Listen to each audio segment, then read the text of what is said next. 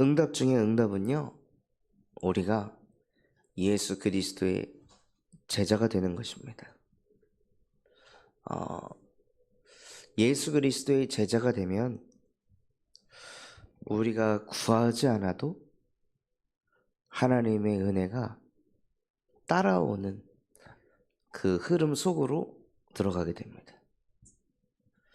무리일 때와 제자일 때는 하나님께서 역사하시는 은혜가 차원이 다릅니다. 무리가 시험 들었을 때와 제자가 시험 들었을 때는 다릅니다. 예수 그리스도께서 십자가에 못 박혀 죽으시고 그때 많은 무리가 그리스도를 부인하고 떠나갔습니다. 그런데 예수 그리스도의 제자라는 사람들도 그리스도를 떠나갔습니다.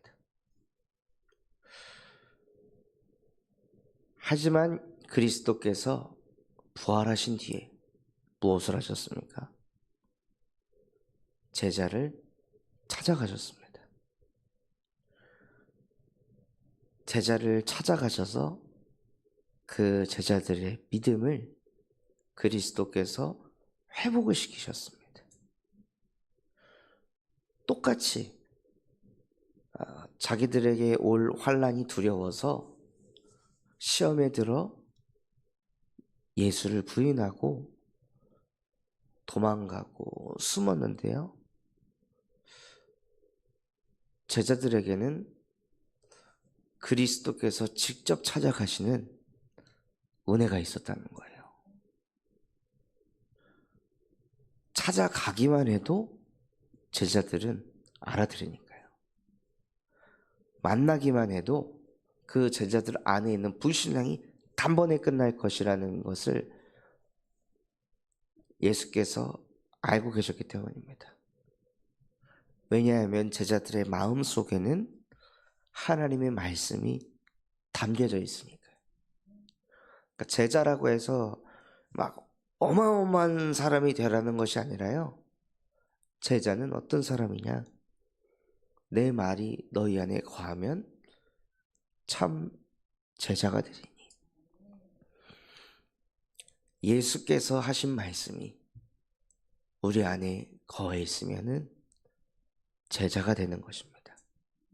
그때부터는 하나님의 특별 관리 대상이 됩니다. 제자가 된 이후부터는 우리의 능력과 수준과 상관없이 하나님이 우리를 특별히 관리하기 시작하고 특별한 은혜가 임하기 시작합니다. 힘이 빠졌습니까? 그럼 하나님이 그 힘을 주실 것입니다. 시험에 들었습니까? 하나님이 그 시험에서 건지실 것입니다. 인생의 여정이 광야 같다고 느끼십니까? 하나님이 그 광야에서 함께 하실 것입니다. 홍해 바다를 만났습니까? 그렇다면 하나님이 그 홍해를 친히 가르실 것입니다. 자녀에게 문제가 있습니까? 그 자녀를 하나님이 키우실 것입니다. 제자에게는요, 어마어마한 특별한 은혜가 쏟아부어집니다.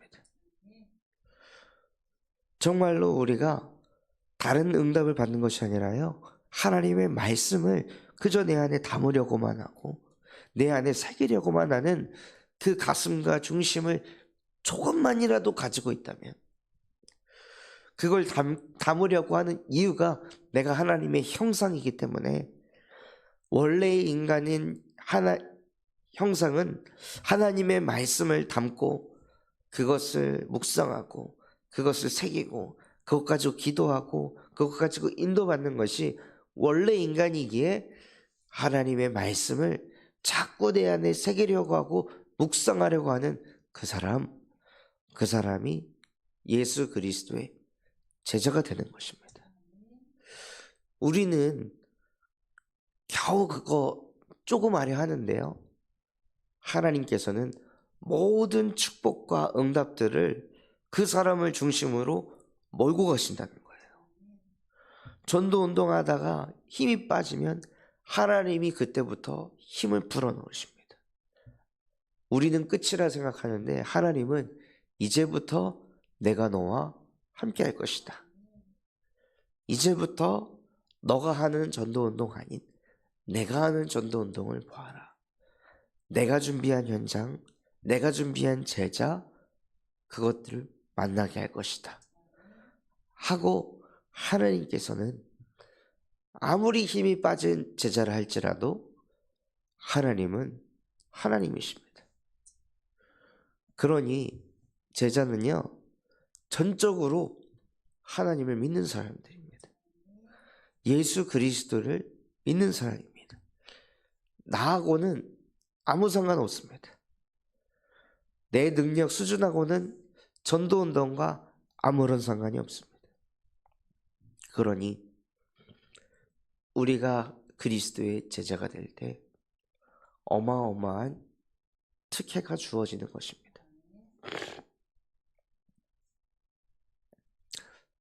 한 대기업에 그냥 일개 직원, 대리, 부장, 과장 이런 사람들과 대기업의 임원이 된 사람은 대우가 차원이 다릅니다. 그 이사를 위해 기업에서 많은 것들을 혜택을 주어 활동을 하게 하는 것과 같이 제자는 무료하고 차원이 다른 은혜를 하나님께서 쏟아 부으십니다. 그래서 그 은혜 중에 은혜가 무엇이냐? 나 잘 먹고 잘 살라고 하나님이 은혜를 부어주시는 것이 아니라 정말 우리 안에 하나님의 말씀이 담겨져 있다면 하나님이 나와 함께 하시면서 나 잘되고 내가 돈 벌고 내가 성공하고 이 흐름이 아닌 세계복음화라는 언약이 그들의 속에 담겨져 있다는 것을 아시기 때문에 하나님께서 은혜를 주시는데 그 은혜가 어디로 흘러가냐? 지역을 살리는 쪽으로 흘러가게 되어 있습니다. 엘리야가 그렇게 완전히 낙심해 있을 때 하나님께서 엘리야에게 은혜를 주시고 그 엘리야를 통해서 다메섹에 전도운동을 일으키도록 만드셨습니다. 그 속에서 엘리야와 함께 전도운동할 절대제자 엘리사를 만나게 하셨습니다. 그것은 엘리야 수준으로는 할 수 없는 전도입니다. 엘리야는 꿈도 꾸지 못했던 전도입니다. 그런데 하나님께서는 그런 능력 수준을 상관치 아니하시고 그 사람의 상태 또한도 하나님에게는 문제되지 않고 하나님의 함께 하시니 지역복음화라는 응답을 주셨습니다. 우리가 그리스도의 제자가 된다면 하나님께서는 호남을 살리게 하실 것입니다. 분명히 호남에 하나님이 예비해 놓으신, 하나님이 숨겨 놓으신, 그래서 우리와 함께 전도운동할 엘리사와 같은 절대 제자와의 만남을 반드시 주실 것입니다. 그것이 하나님의 은혜이기 때문에 우리가 신앙생활을 하면서 광야 같은 여정을 끝도 없이 반복되어지는 그 광야 생활 속에 뒤집어졌다가 믿었다가 시험 들었다가 풀렸다가 누렸다가 못 누렸다가 이것을 막 반복하고 있는 그 여정, 우리는 그저 그 광야 생활을 어떻게든 이겨보려고 아둥바둥 발버둥 치고 있는 것 같았으나 하나님께서는 그 가운데서도 제자들에게 은혜를 끼치셔서 우리가 그 걸어갔던 광야의 여정이, 그 홍해 바다의 그 여정이 전 세계의 문제에 답을 주는 여정이 되게 하실 것입니다. 그래서 내 문제는 내 문제 아닙니다. 전 세계의 문제입니다. 한 사람이 치유받으면요, 수많은 사람들을 살리게 되어 있습니다. 한 사람이 무너지면 어떻게 될까요? 그런 현장을 많이 봤습니다. 가정에서 한 사람, 많이도 아니고 그냥 한 사람이 아프기 시작하니까요, 가정 전체가 그 아픈 한 사람 비위 맞추고, 그 아픈 한 사람 케어하고, 그 한 사람 살려보겠다고 경제를 막 쏟아붓고, 시간을 쏟아붓고, 청춘을 쏟아붓는데 그 사람이 치유가 안 되고 점점 악화가 되니까 그 가문에 그렇게 든든했던 경제 흔들리기 시작하고, 화목했던 가정의 대화가 사라지기 시작하고, 모든 각 사람에게 우울함이 들어가기 시작하고, 한 사람이 아프니까요, 그 한 사람으로 인해 가정이 흔들리고 가문이 흔들리고 와르르 무너지게 하시더라고요.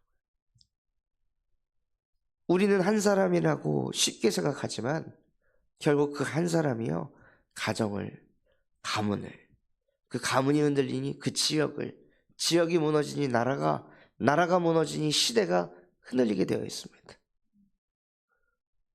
그래서 우리 한 사람이 복음을 누리는 것이 얼마나 중요한지 그것을 깨닫는 은혜가 있으시기 바랍니다.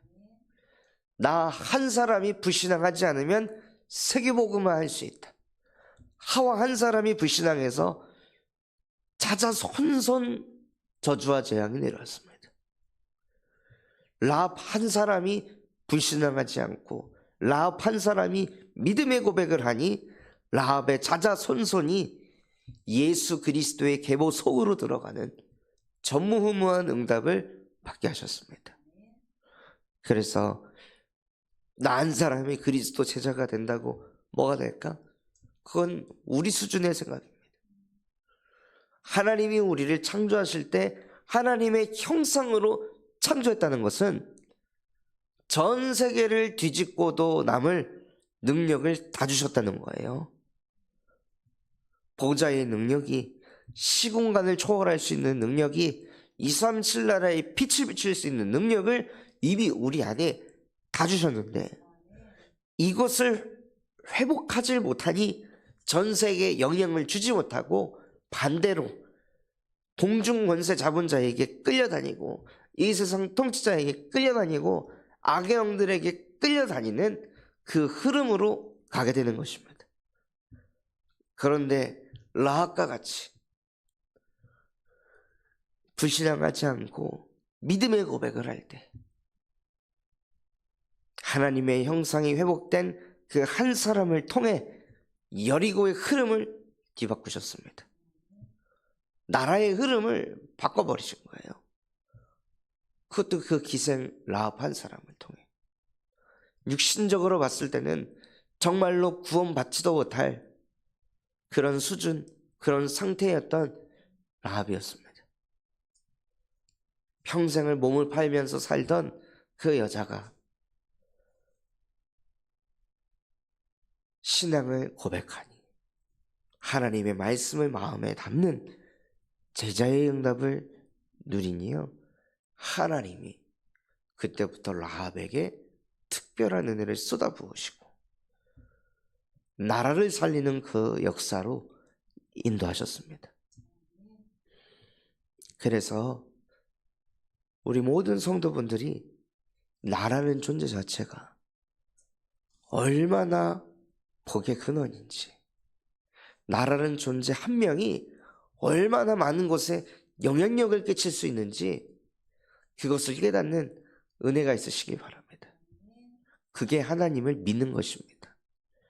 내가 얼마나 많은 축복을 받은 사람인지, 많은 사람을 통해 시대가 뒤집어진다는 것이 믿어진다는 것이 하나님을 바르게 믿는 것입니다.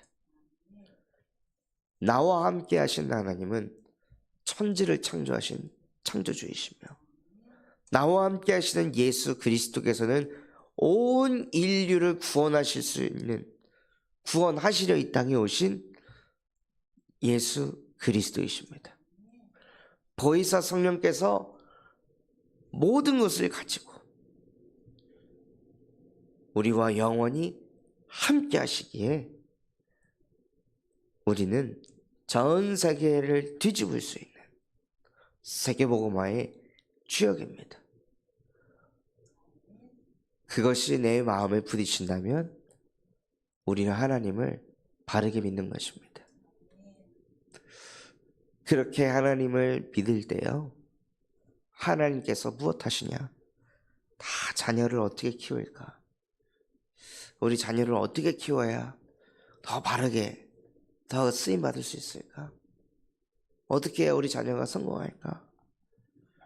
정말로 많은 이론이 있고 많은 지식이 있고 많은 수고와 열심과 노력이 지금도 끊이지 않게 그 자녀 교육에 대한 내용이 무수히도 많습니다. 그런데 자녀를 누가 키워야 최고의 작품이 될까요? 부모가 키우는 것이 아니라 하나님이 내 자녀를 키우는 것입니다. 그 혜택을 누가 받을 수 있냐? 제자가 받을 수 있습니다. 좋은 기업에 들어가면요, 그 기업에 뭐가 있냐? 어린이집이 있어요. 그래서 그 회사를 다니는 사람은 자녀를 키우는 것에 대한 걱정을 하지 않습니다. 최신 시설, 최고로 좋은 선생님들, 그런 것들을 다 시스템에 해가지고 그런 좋은 기업에 다니는 사람들은 출근할 때 그냥 아이 데리고 가서 1층에 어린이집에 맡기고 퇴근할 때 그 아이 데리고 오고, 그러니 마음 편히 그 기업에 일을 할 수가 있는 거죠. 우리가 정말 마태복음 6장 33절 말씀 그대로 너희는 먼저 그의 나라와 그의 의를 구하라. 그리하면 이 모든 것을 너희에게 더할 것이다. 이것을 믿고 그대로 하나님의 나라의 일을 위해서 이 복음을 전하여 많은 사람을 제자로 삼는 그 하나님 나라의 일을 위해 올인한다면 하나님은 우리의 자녀를 키우십니다. 한나가 그것의 증인이었습니다. 한나가 아닌